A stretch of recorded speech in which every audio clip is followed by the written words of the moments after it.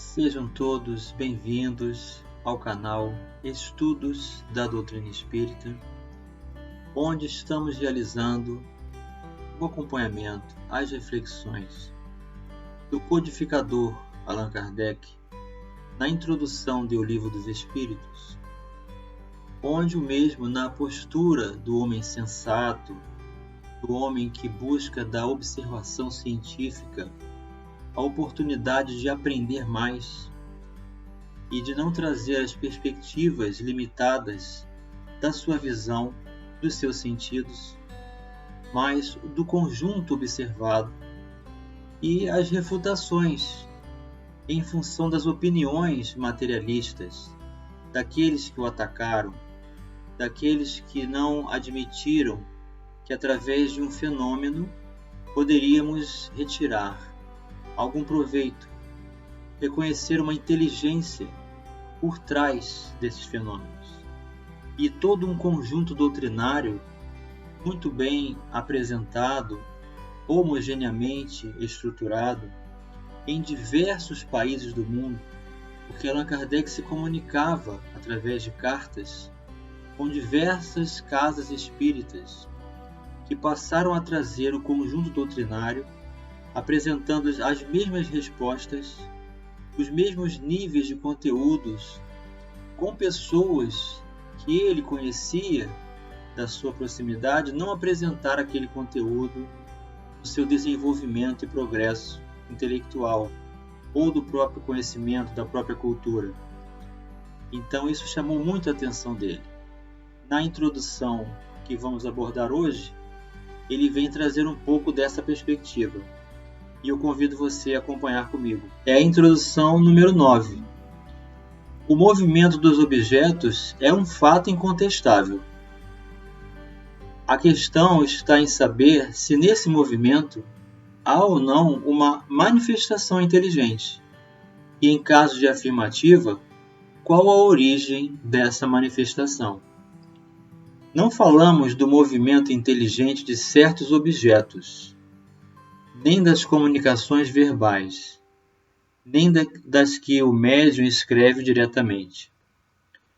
Este gênero de manifestações, evidente para os que viram e aprofundaram o assunto, não se mostra à primeira vista bastante independente da vontade, para afirmar a convicção de um observador novato.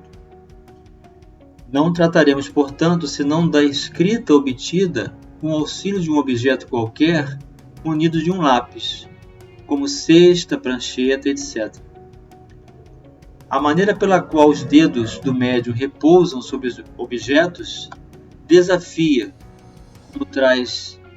como atrás dissemos, a mais consumada destreza de sua parte no intervir, de qualquer modo, em o traçar das letras. Mas admitamos que alguém, dotado de maravilhosa habilidade, seja isso possível, e que se alguém consiga iludir o olhar do observador. Como explicar a natureza das respostas quando se apresentam fora do quadro das ideias e conhecimentos do médium? E note-se que não se trata de respostas monossilábicas, porém muitas vezes de numerosas páginas escritas com admirável rapidez, quer espontaneamente, quer sobre determinado assunto. De sob os dedos do médium menos versado em literatura, surgem de quando em quando poesias de impecável sublimidade e pureza, que os melhores poetas humanos não se dedignariam de subscrever. O que ainda torna mais estranho esses fatos é que ocorrem por toda parte e que os médios se multiplicam ao infinito. São eles reais ou não? Para esta pergunta só temos uma resposta. Vede e observai. Não vos faltarão ocasiões de fazê-lo, mas sobretudo observai repetidamente, por longo tempo, e de acordo com as condições exigidas. O que Allan Kardec está nos refutando aqui são exatamente as opiniões que surgiram, desejando de alguma forma estabelecer um conjunto teórico que negassem as oportunidades, ou pelas ideias fantasiosas que julgaram existir junto a esses fenômenos, ou por receio, por medo, por um campo ainda inatingível, inconcebível para muitos, em reconhecer que ações desse nível seriam então sobrenaturais ou assombradas e que fazem com que as pessoas se afastem do propósito.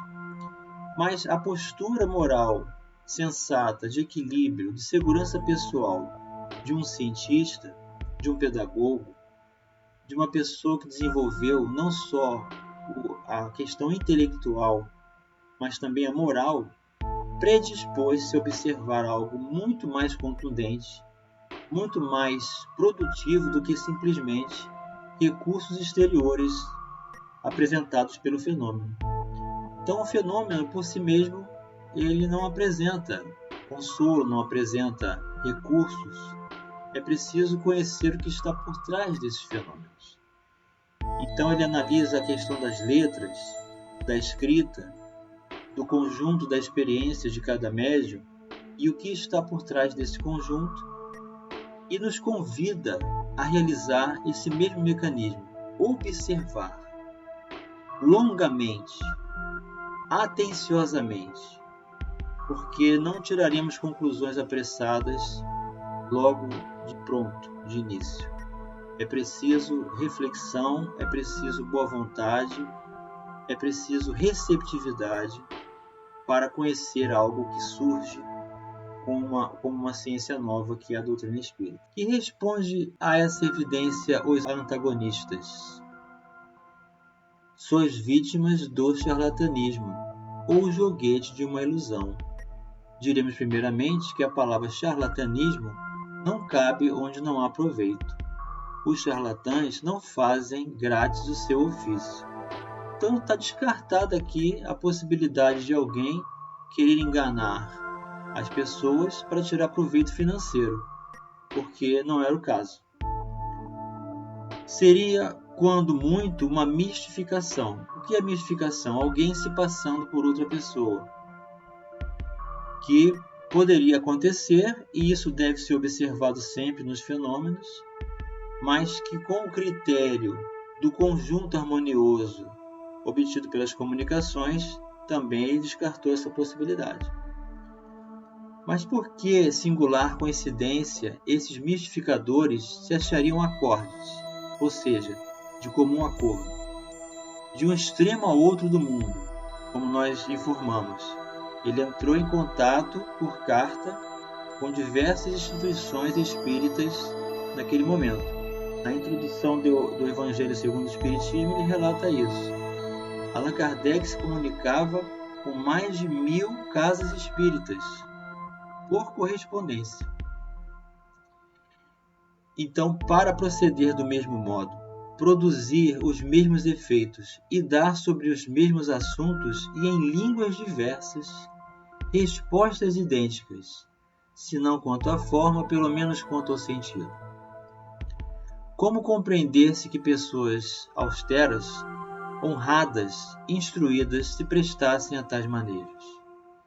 E com que fim? Como achar em crianças a paciência e a habilidade necessárias a tais resultados?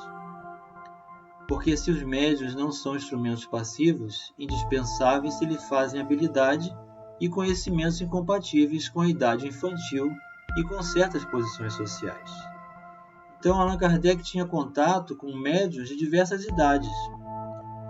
Até mesmo em Paris, as médiuns eram jovens, na faixa da adolescência, e para ele são crianças, mas que já apresentavam o compromisso e a ostensividade da mediunidade para trazer, então, como intermediários do plano espiritual, os recursos das comunicações mediúnicas.